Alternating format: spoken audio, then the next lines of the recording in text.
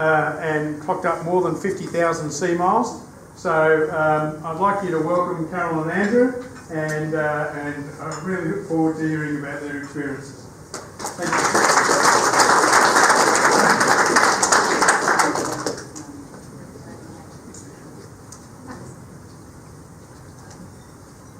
What are you doing? I'm supposed to be up there. She's going to be up there in a minute. I've been faking a cold for about a week, so she does at least half of it. Jeez. Thanks, Clive, and thanks, Robbie. I wasn't going to mention Austell, but I will. We used to have our AGMs here at Fremantle Sailing Club, and there's more people here tonight than used to come to the AGM. So if you're meant to be at the power boat, yacht meeting, whatever it is, it's downstairs. Hey, it's great to be back in Freo, it really is. We're on a sort of short holiday from our holiday, and to see so many of our friends here tonight is a real treat for us. We're going to try and talk about cruising in the North Atlantic, which started in 2005 for us. So to squeeze that in the 30 minutes shouldn't be too hard. We'll see. Next slide, please. So the sort of rough running order is, I guess we're going to split it into two halves. I want to talk a bit about our first experiences, what it was like to cross an ocean the first time, the boat we were in and our experience of that, and then a bit about building the new boat and you know how that went for us.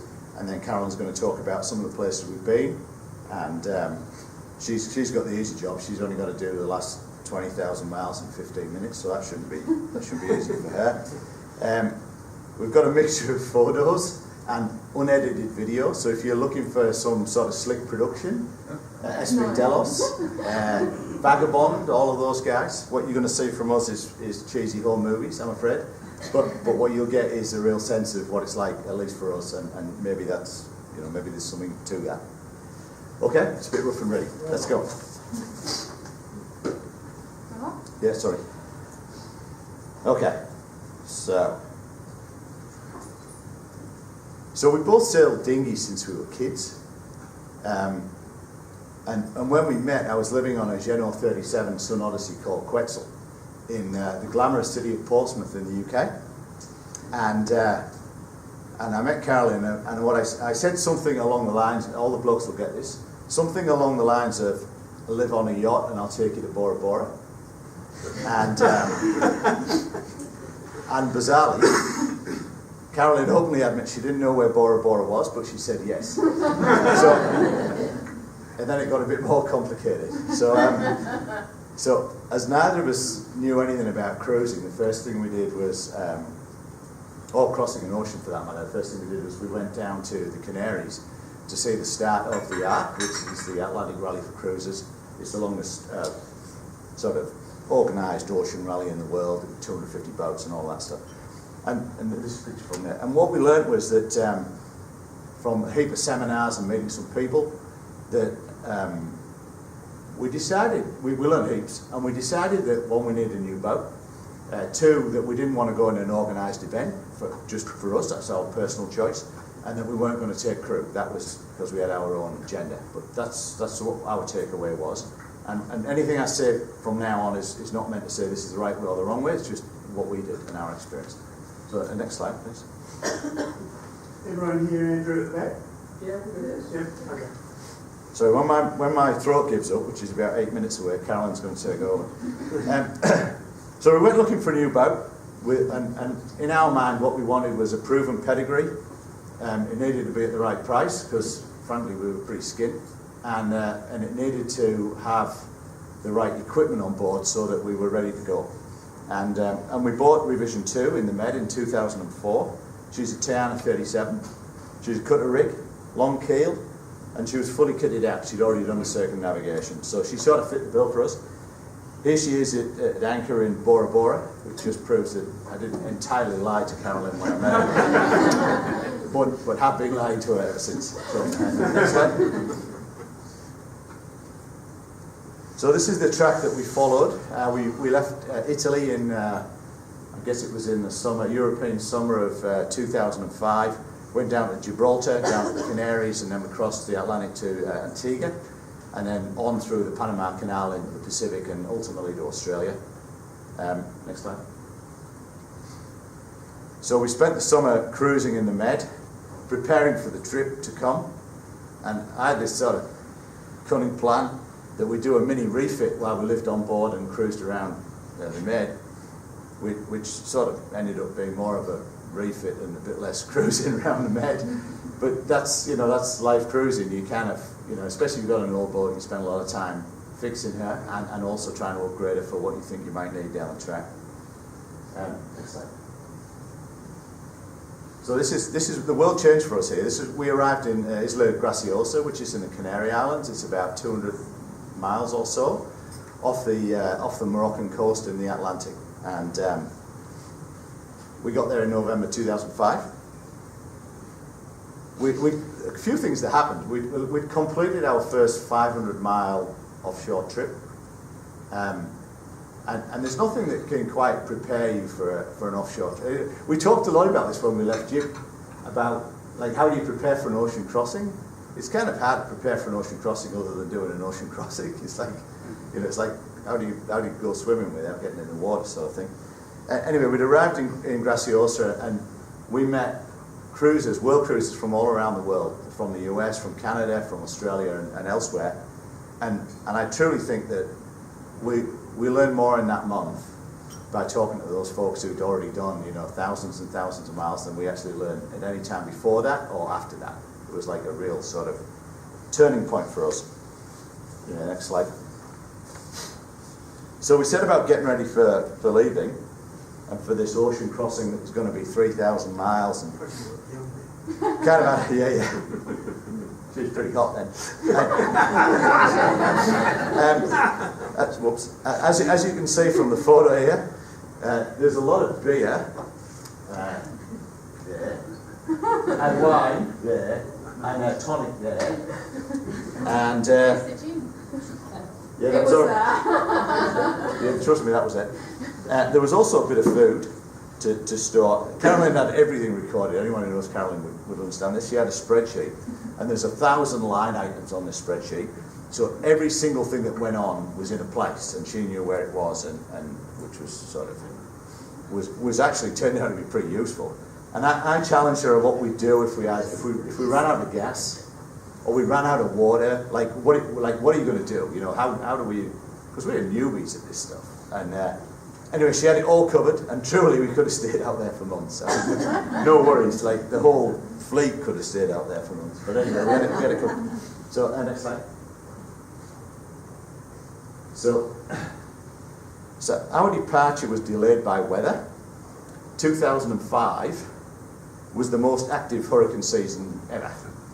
And so many storms, they actually ran out of letters of the alphabet, and they had to resort to the Greek alphabet. I don't know if you remember this year, but so Hurricane Delta, which is, I guess must have been number 28, came to visit us in the Canaries.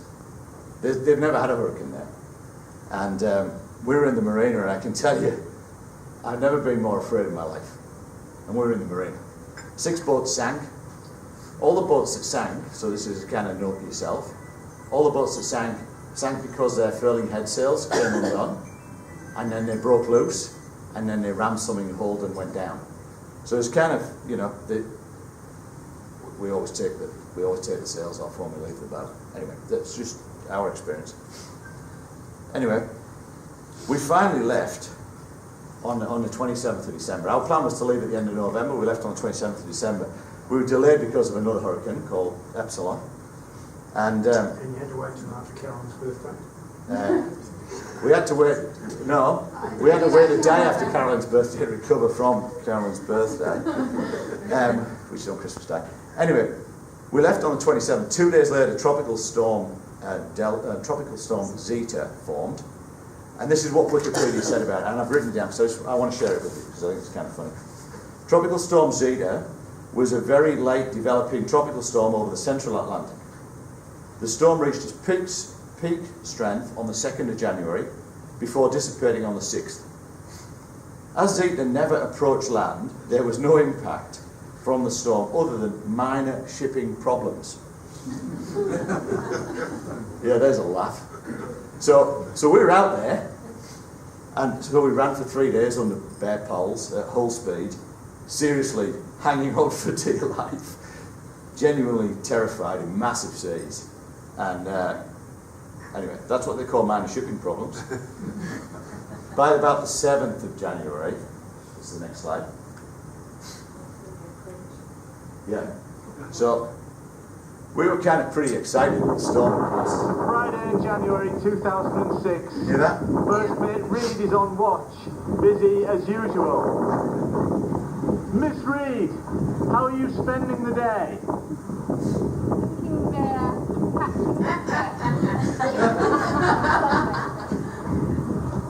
And are you doing anything else in your duties as first watch? Mate, whatever?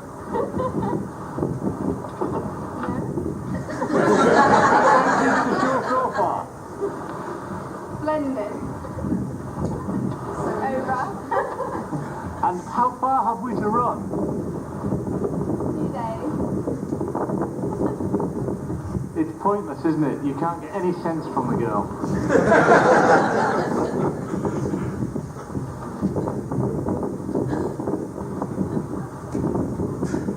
I'll go to the panoramic shot instead. It's quite lonely. I know the girls are laughing. Life raft, hopefully won't be using that.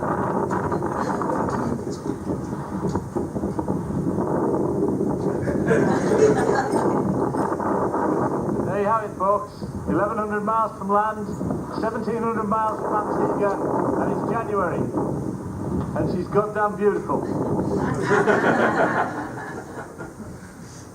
I don't know whether that's madness, but I guess it shows that if we can do it, anybody can do it. Next slide. So we kept in daily contact with other boats with the VHF radio, and we were able to download regular weather forecasts, and actually that worked really well for us. It was also really important that we had communications outside. You know, I think a lot of people are going on sat phones and stuff now, which obviously are great, you know, in the sense of an emergency, but there's not the same sense of community. If you can talk, if you've got a one-to-many communications like you get with an HF radio, we're big believers in that. I mean, I didn't need that because I had Carolyn, but Carolyn needed that. Carolyn needed that because she had me, so she wanted to talk to other people for some reason. Next slide. Anyway, after 21 days, we made landfall in Antigua. Note the homemade courtesy flag from the ripped main that we had on the way down to the Canaries, and we were certainly on a budget. Next slide. It's interesting that at that time the Caribbean was pretty free of charter boats. Like it was much more. It's changed in a huge way in the last 12 years or whatever since we were there, and you'll probably see that in some of the images later. But it was quite free and easy, and it really was. It was different to how it is today. Anyway, fast forward, November 2006, we arrived in Bundaberg, Queensland. This is us coming in. Only 10 months since leaving the Canary Islands, and I can tell you, like, that's a crazy way to try and do a trip around the world. You're moving the whole time, you know. And by the time we got to Queensland, we were certainly ready to get off. That was one of the things we learned from it. Next slide. Anyway, these were the takeaways, or there's a long list of them, I guess. But from our perspective,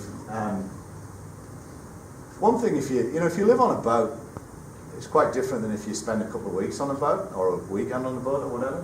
So simple things like, is your bed comfy? Like we slept uncomfortably for 18 months, and we were so stupid. Like it's not a lot of money to sort that out right at the beginning. So the simple things in life, we wasted so much time walking and to and from the laundrette and all of that. So for us, the boat itself actually was pretty good, and the itinerary was pretty good. We went too fast, and we didn't think enough about the home comforts before we went, and that's not really about money, although if we'd had more money we would have spent more time in some places and seen some things that we missed out on. But that's really the takeaway for us. We spent a lot of time maintaining the boat, but everybody does that. But we should have done the upgrades at the beginning rather than along the way, because you're going to do them anyway, and then you don't get the benefit of it. Like all the money we spent on it, we spent after the event, and it's kind of like, really, which you figure out later. Also the tender. The tender's your car, and if our tender was on the foredeck, and we had an outboard on the rail, and if it's hard to get your tender in the water and it's not big enough, then you don't bother. Whereas if you've got a big tender and a big outboard, it's easy to launch. You put it in even if you're only there for an hour, and that's something that we learned from that. What we did take away, sorry, next slide. The things that we really did like that we would never compromise on was having really good self-steering, whether it's autopilot or wind vane or whatever it was. It's super important if you're sailing two up and you're trying to do long distance stuff. Basic systems that run the boat that you can maintain, strong construction, all these things are sort of obvious, and we can talk about it later if anybody's interested in the specifics. The only thing I'd mention is the HF radio, which, because everyone's gone to satellite and digital and Facebook and all of that stuff, but actually the ability to pick the radio up and speak to somebody when you're out there, if things are not going well, is actually a really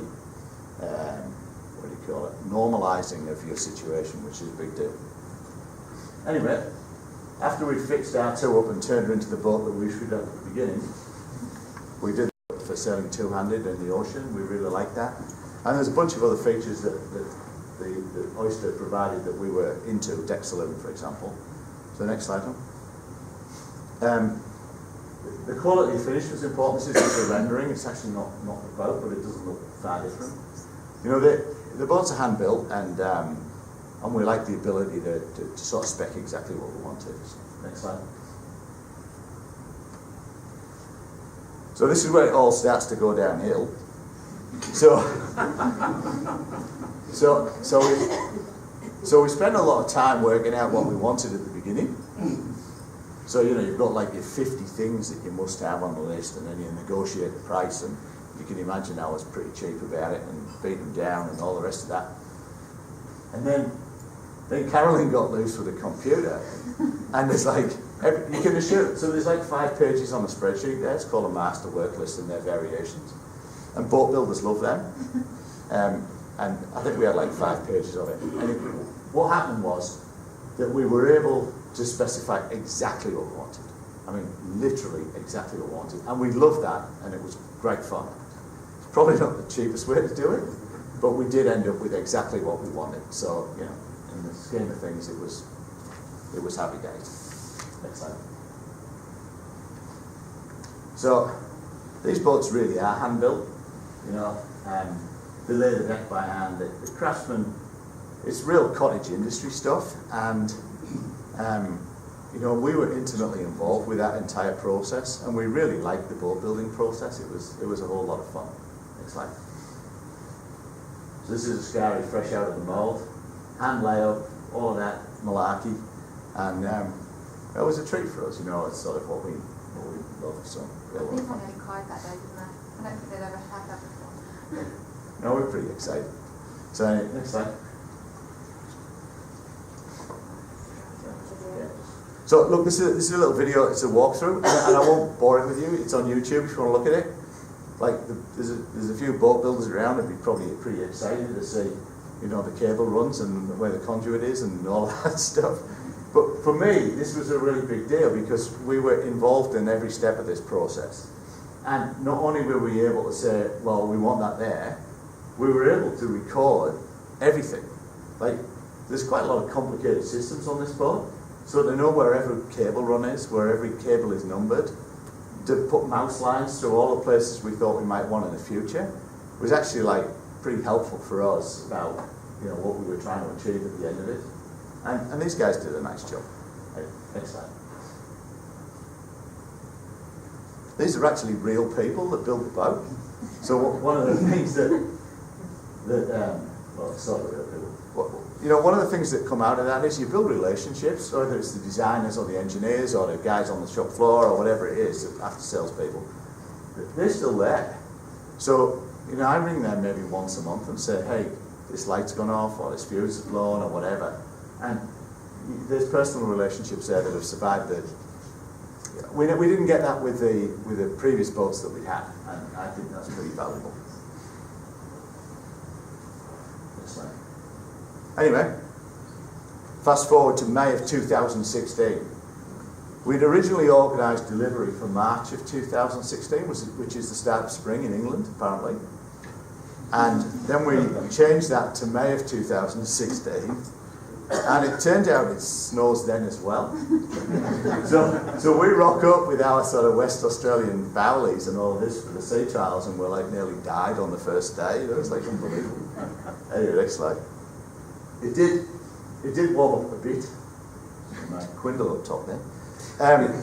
So I've done a few handovers in my time in my previous career, and so I rocked up with this big long checklist, and we were going to really give them a hard time. Oyster, who are a lot smarter, it turns out, had 2 bottles of champagne on board to smooth the process. We had 3 days to go through all of the systems. Like, by the end of day 1, we'd agreed, and we moved on board at the end of day 2. It was like complete sucks. Anyway, it worked for them. We took delivery, and we were pretty excited about it. It was very cool. Next slide. Okay, next one. So this is what we've done with her, and Carolyn's going to talk about this in a sec. We've done about 20,000 miles in the last 2 years. We spent the first month sailing around the UK. After delivery, we wanted to sort of shake out anything that was kind of, that needed to be shaken out, and then we went back to the yard and they tidied up a few things. And then we headed off sort of south in preparation across the Atlantic and head to the US. Carolyn's going to talk about it. Cool. Right. Okay. You're driving. I'm not going to be anywhere near as good as at presenting. So, on the eastern side of the Atlantic, which is where we're going to start, our favourite destination was northwest corner of Spain, in particular the region of Galicia. It's the area south of the infamous Bay of Biscay. Here are a few pictures of some of the places we went.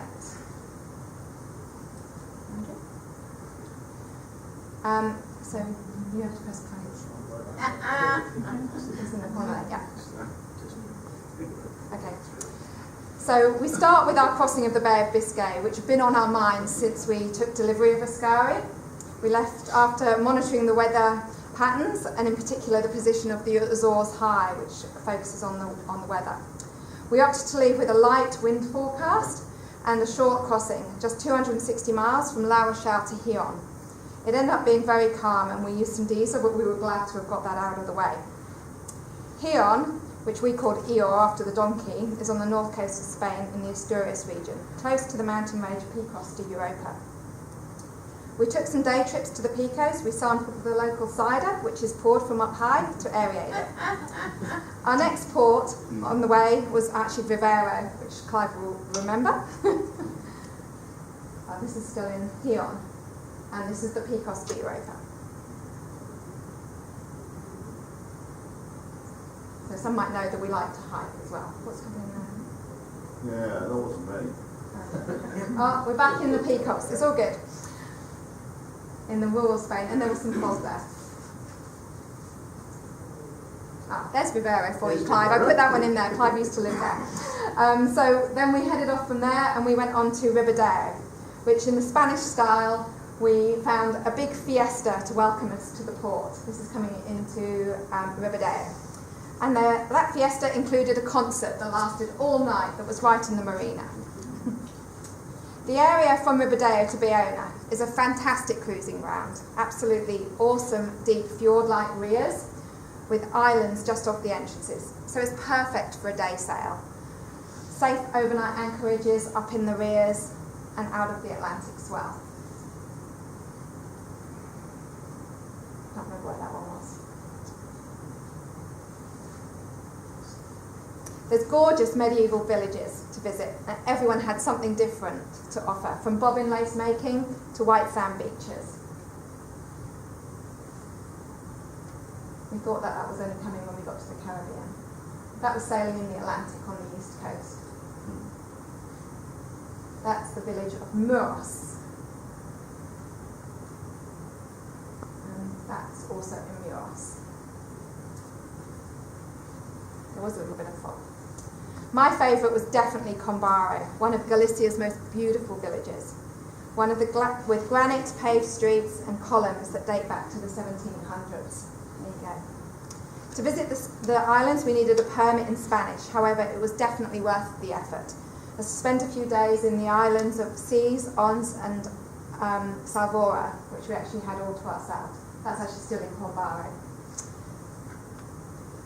There we go. Cheesy. At Ile-de-Cèze, we were delighted when the British tall ship, the Jolly Breeze, sailed in. Over 100 years old and the last ship to ever deliver the Royal Mail. We were less than happy, there she is, when she dragged anchor on top of us and we had to go and help. The food in the region was awesome and very rustic. Tender pulpo, rich stews, and beautiful pesebres. Pesebres, gooseneck. I think there was one last picture of that. Pesebres. Arriving in Vigo, there was work to be done, but it was not all fun. There was a generator fault, and Andrew had to fix that one. That was the last picture.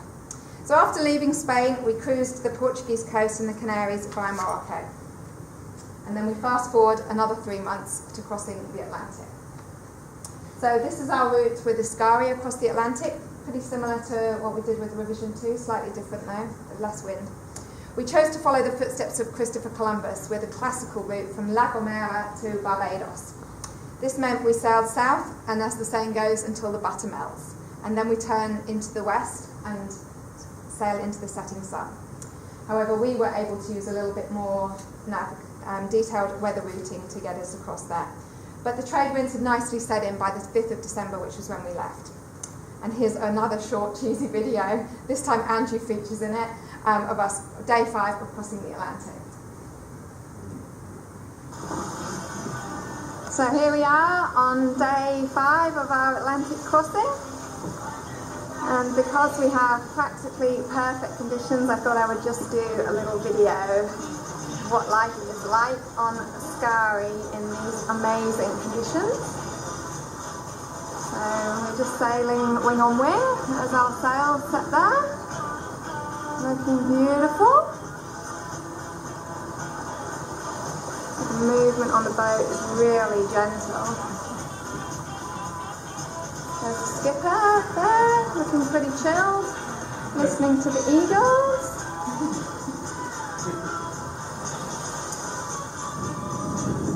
Got towels out, we just both had beautiful showers.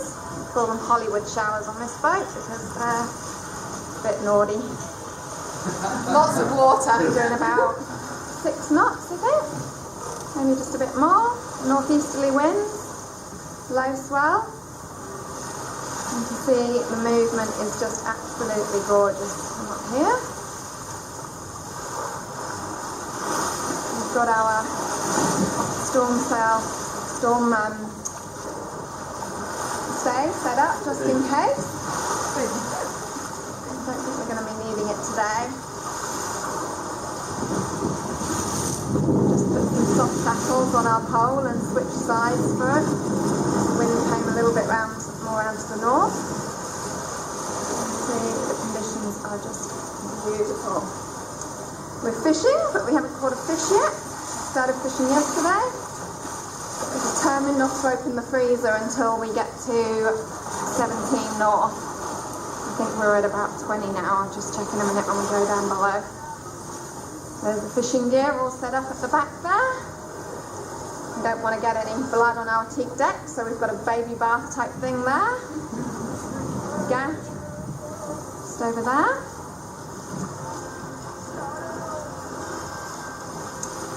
And we come in through the cockpit. See what we're doing here. See, we've got 13 knots of wind, 12 knots of wind, doing sort of 6 knots. There's our course, 253, and we're 20 degrees 43 north and 23:49 west. Go down inside, see what it's like in here, in the big blue Atlantic.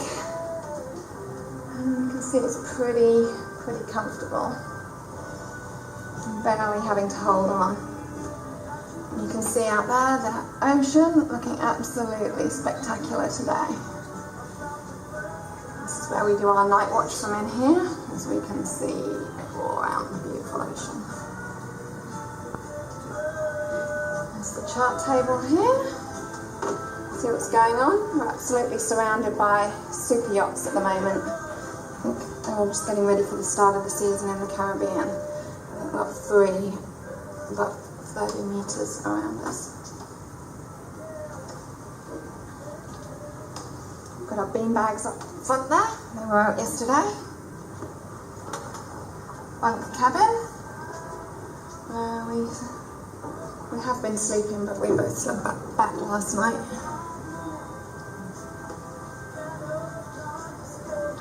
You can see from the gimbal on the album that we're hardly moving.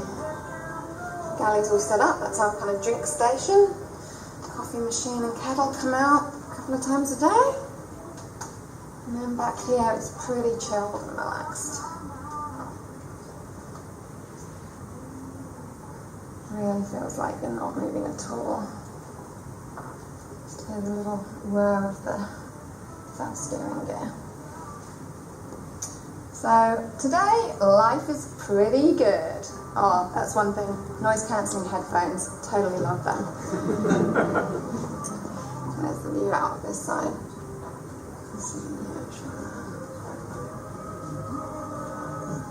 Right, I suppose we better get back to some serious relaxing. Goodbye from the Atlantic on day 5. Gosh, I want to go back out there. Of course, the next slide down. Every day wasn't quite that good, but we did have a really great trip, and it took us just 16 days to reach La Gomera from, Barbados from La Gomera. 5 days faster than our first trip. We had winds that ranged from like 12 knots to 35, and we sailed 2,724 miles with an average speed of over 6.8 knots. So next slide, Danny. So this was our route north from Barbados. We decided to go to islands that we didn't visit on our first trip, with the exception of Antigua, which was one of our favourites. Our landfall in Barbados was actually proved to be a great choice. Many people sail right by it, but as it's the most easterly of the Caribbean islands, but we found it to be a bit different. There was a huge bay to anchor. We actually came in at night, so that was really helpful. And all the boats that were there had actually crossed the Atlantic already, and there were no other charter boats. So we already had an instant connection with those people. And then we were sailing with 5 boats when we crossed the Atlantic, and we all came to Barbados, and we had a big party for Christmas, and it was brilliant. Maybe had a rum punch or 2. So I've got some slides here for the Caribbean, and some of the beautiful places that we stopped. So we went after.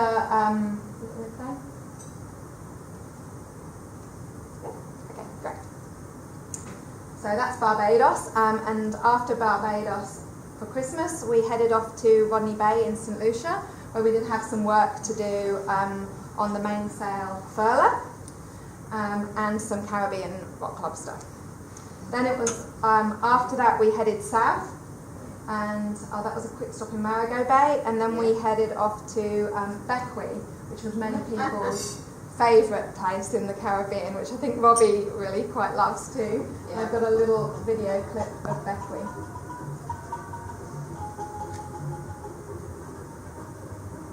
Who wouldn't love that?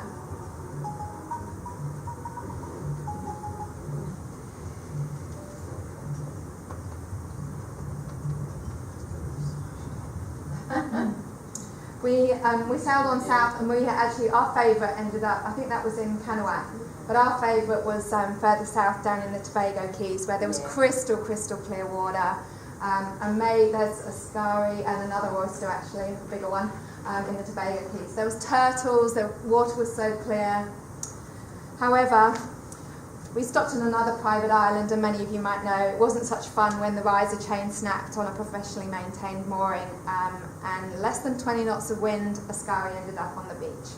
That was a pretty harrowing experience, and one we never want to repeat. We can talk more about that if you want.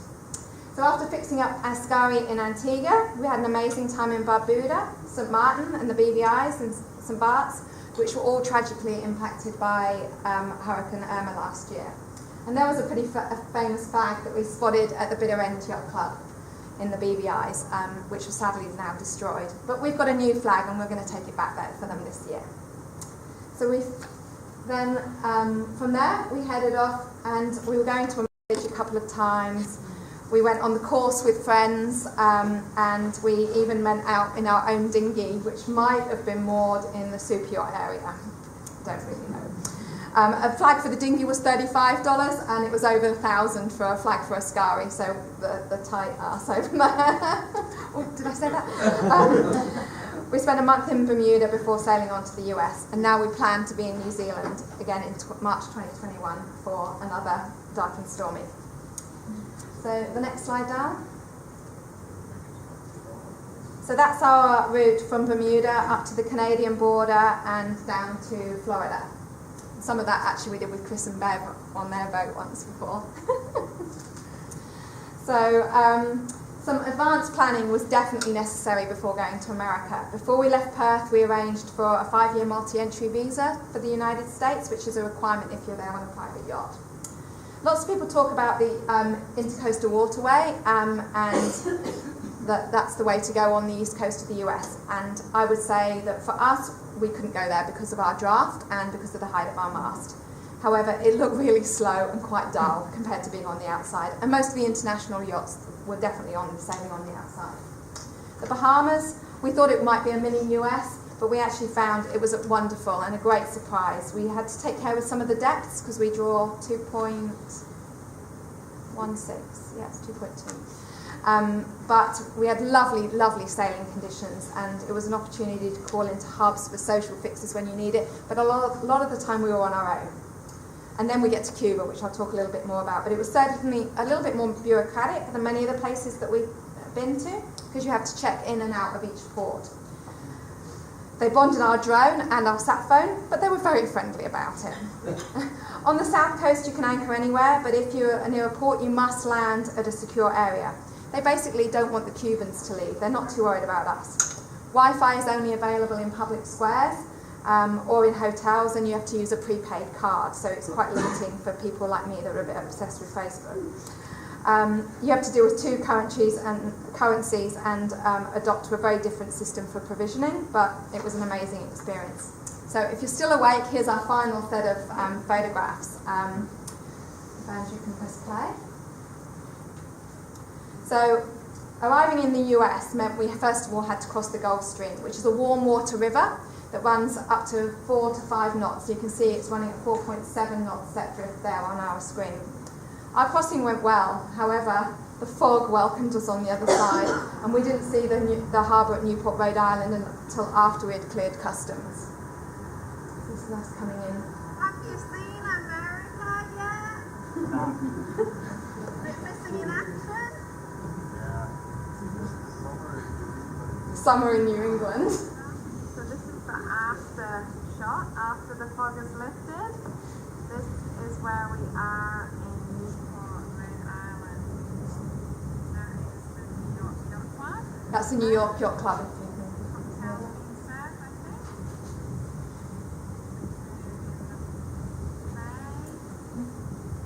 Being hosted by the Ida Lewis Yacht Club. Oh yeah, the Ida Lewis Yacht Club was where we were there mooring. So Newport has an incredible sailing heritage with 12-metre yachts sailing all over the bay, and we were generously gifted an honorary membership at the Herreshoff Museum in nearby Bristol.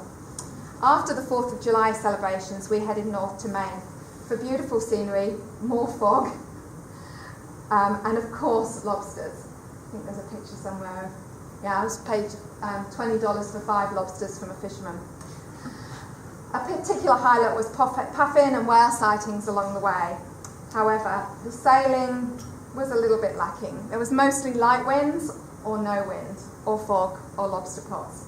And I had to swim once to go and retrieve a pot that actually caught on our cutter, didn't it? We were sailing and we still got a pot. But we'll be all used to that. Our route south took us right the way through New York City. This required quite meticulous planning. for the current along the East River, but it was quite an amazing experience. After hurricane season, we rounded Cape Hatteras and went on our way to Florida. We spent a few weeks with boat jobs in the lovely town here of St. Augustine. They had music, a light festival, and we joined the cruisers for a Thanksgiving in the rain, and then it was off to the Bahamas. A great Christmas in clear water. That was clearing into the Bahamas, and there's the sky. After the murky waters of the US East Coast, this was just wonderful. We had 2 months of lovely sailing, exploring the calm waters of the Bahamas. It was enough before we were just ready to get on a proper cruising adventure in Cuba. You have to go back one down. Very cool. Things that much. Can you just drag it forward? So if I said I wasn't nervous about arriving in Cuba, I'd be lying. That mainly came from the rhetoric we heard in the US. But also we worried about security. We had like navigation aids. What about if anything went wrong? Lack of infrastructure, services. But we cleared in Santiago de Cuba, which we'll see a picture of in a moment, which is known for its great music, producing revolutionists, and touts that will have a harder sell than anywhere else. There's Santiago. Our experience, however, was the warmest of welcomes, with a full briefing from the harbour master. We then took a car to the fabulous city. There was music and smiles everywhere. We only spent 2 nights in Santiago, as there was a factory, which I think you might have seen in the other picture, which can spill waste onto your deck, but we didn't hurt a scurry. Then we set off cruising along the south coast. We visited wonderful fishing villages, and there were traded fish and vegetables in Cuba. Somewhere out there, in this little town here, there's a boy wearing a Dockers hat today. There's an amazing maze of cays along the south coast of Cuba in small towns. Hundreds and hundreds of anchorages where you can just go into, and there's nobody there, just the odd fishing boat, other than there, where there was a whole fleet at Cayo Cuervo. Then we moved out to the reef, and we spent a lovely week just in that place there, world-class Jardins de la Reina, which is just exactly how the barrier reef should be. Coral gardens that are just pristine and completely full of fish. And then this is Cienfuegos, a wonderful cruisers hub on the central south coast, where we met old and new friends, some going back all the way to the Canaries, that we'd met from all over the world. We had to renew our visas here, but also we toured the area, we were invited to a couple of Cuban homes, and we felt very, very welcome. We made a short stop for diving. There's the customs guy, Frank, he was one of our favourites.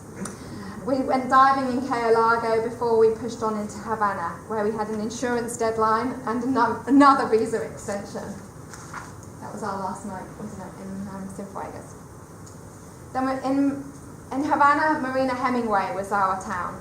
On a Sunday, a mass local party took place right at the marina, and Ascari had to be guarded because there were so many selfie takers trying to have a picture taken in front of her.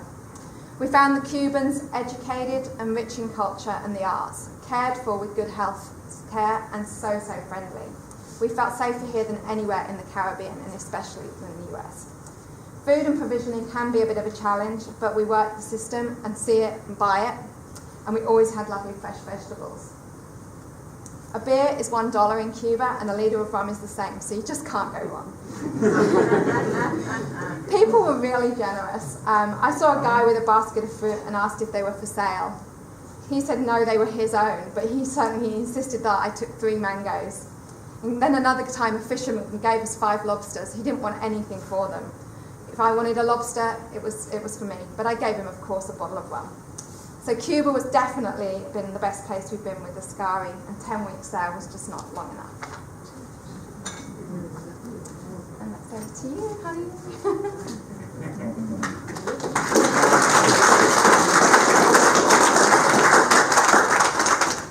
You're good. So I'm kind of done. So this was yesterday's screenshot from the National Hurricane Center in Miami. We're there. And that's Florence, and that's a depression, and that's now a tropical storm, and that's a tropical storm, and that's a hurricane. Unfortunately, that's just the way of the world in the tropics, and it doesn't, so anyway, it looks like the track now has gone further south, but the hardest part, I think, of the whole sort of tropical sailing stuff is how you manage the storms and being in the right place at the right time. It's really difficult to deal with that, to be honest. Anyway, so we're going to have a bit less of that and a bit more of this. That's what we're doing next. So that's up. That's on the north side of Antigua. We're out there in a completely wilderness and beautiful country. And I mean, our plan is to sort of go down to the ABCs and do some diving there, and then Colombia and do some hiking, and then through the canal, and we'll be in the Pacific next season, and we'll be back in Frio before you know it. And that's about it. But we'll happily take any questions you may have.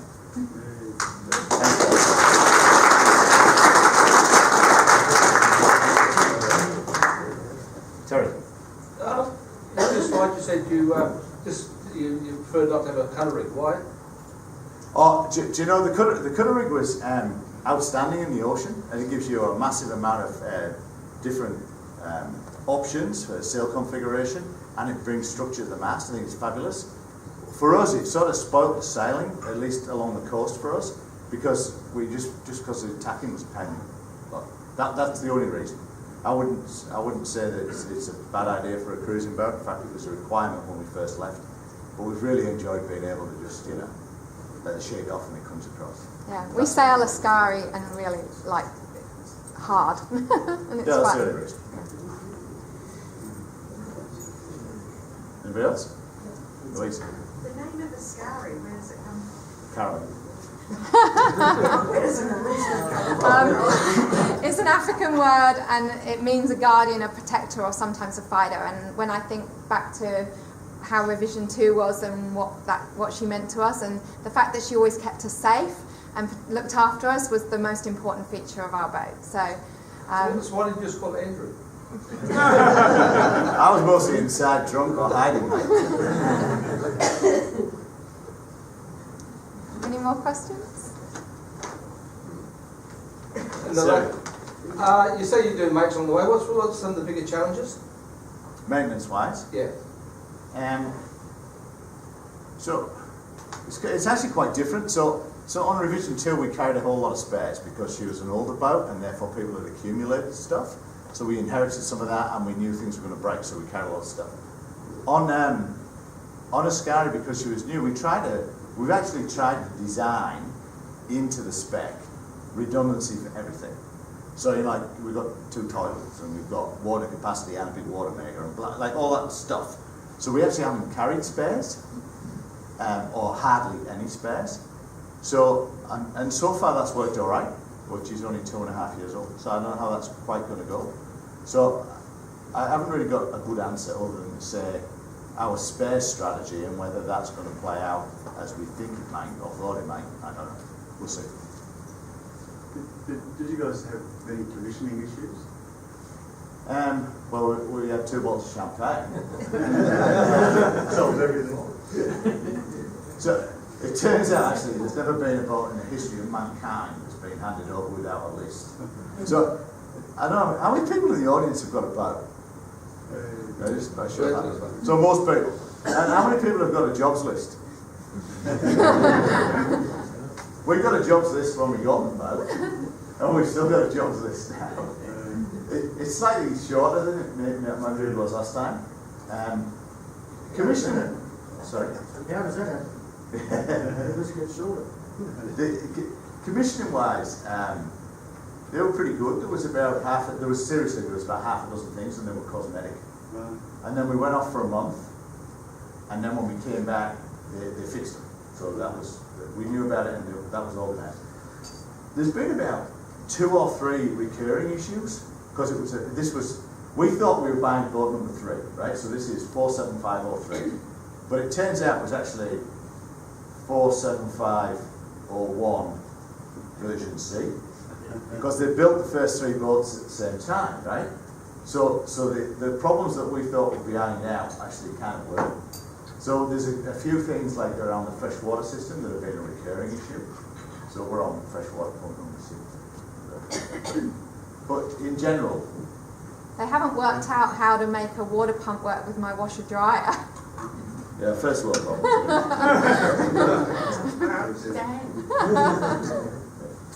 Is there any effect with oyster going out of business?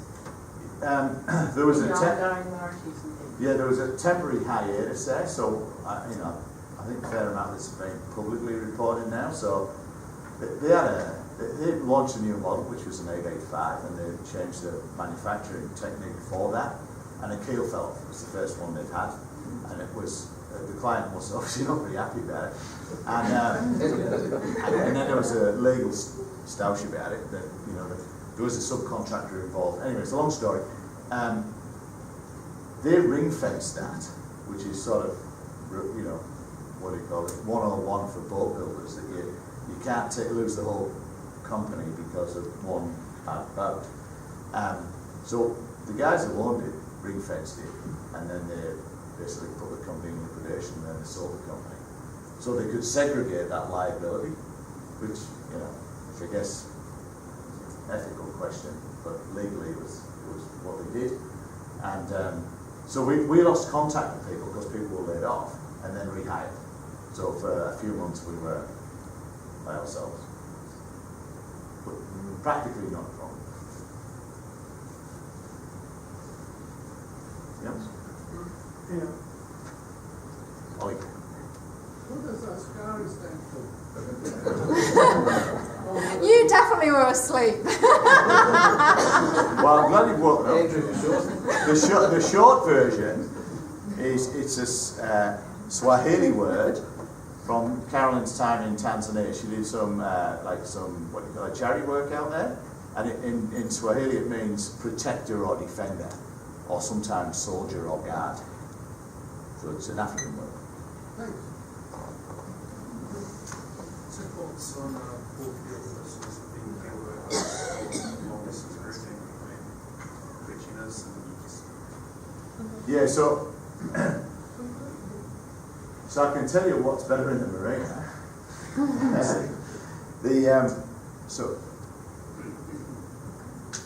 Everything you do is a compromise on the boat, right? So fundamentally, if you spent your whole time just sailing around the oceans, I think the long tail gives as much candour on the crew, and it's got much more directional stability. Where of course, especially in that smaller boat. Yeah. Right. But where it falls down is that so on the old boat we used to tack through 110 degrees with a long tail, and on the new boat we tack through about 78, 80, something like that. So if you're trying to go uphill, the long tail is the loser every time.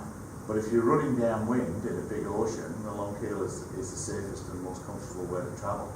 On the oyster, it is a full keel. It's not an absolute out and out fin keel. So we're sort of somewhere in between.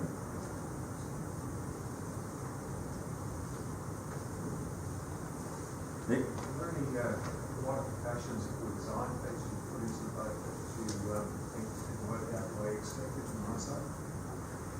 Yeah, it's a good question. Well, because we're so smart, of course we didn't get it wrong. Do you know, I think that, I don't know what you think. I don't know. I sometimes wish that we had put an electric furler on the foresail, because it's pretty big. And I'm like, Andrew can pull it in, but if I have to reef on my own, I have to run it across the cockpit to another winch, to use an electric winch. But I think there's that, and I think I probably have more electrics, but nothing electric's broken yet. So we've got two heads, and one's manual and one's one's electric. And I would, now. There's a sail drive, and we personally didn't want that. We wanted a conventional shaft. A good friend of mine said that that's what we should do, and he's here tonight, so I won't look at him right now, but he knows who he is. So we did that, and actually we're happy with it, and it's efficient. It doesn't use much fuel. But like we moored it a lot more on the east coast of the US than we ever thought we would, and you can on the same footprint for like hardly any more money we could have put 100 horsepower in, and I think we should have done. But the Yamaha's been quiet and it's efficient, and we're happy. Just choose that big one. So Andrew, how often do you wake up in the morning and find you haven't got enough grub?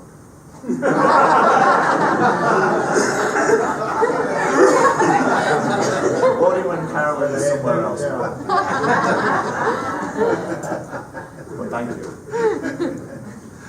I think on that note, Terry's got a follow-up question. Okay. It's just, you mentioned, okay, just thank you, and you're going to have a formal thank you, but thank you for sharing your story of us in this way. There are a lot of proliferation of people sharing the story on YouTube and the whole bit, and you mentioned something before, and some of these people are getting a third of a million viewers a week and that, so you've run across some of those people. What's your view on sort of how they're commercialising your experience or our experience? Remember, you should answer that. Well, you're a social media guy. What I would say is, actually, we have met some of those people and we've spent some time with them. And those people are actually, they're doing a full-time job in producing this stuff. They really are. What I wanted to say at some point was, we did this trip before with no money, or next to no money, on a fairly economical boat in a very simple way. And some of the comfort that we now have on this boat and on a different budget, we've really enjoyed. But I would say, if it doesn't matter what your budget is, you should go. So all these people that are out there, if they're finding a way to go cruising by making a quid out of YouTube videos, good on them. That's what I say. I think the point is about, you can always come up with a reason not to go, and these people have found a way to go, so I don't have any issue with that. Well, with a couple of girls in G-strings. Yeah. Well, why not? I've never seen it then. Chris, you had a question. Was it about the prop shaft? The previous question was very good, but I thought it should be addressed to Carolyn rather than you. Oh. Well, we'll definitely finish tonight. All right, well, first of all, I'd ask you all to join with me in thanking Andrew.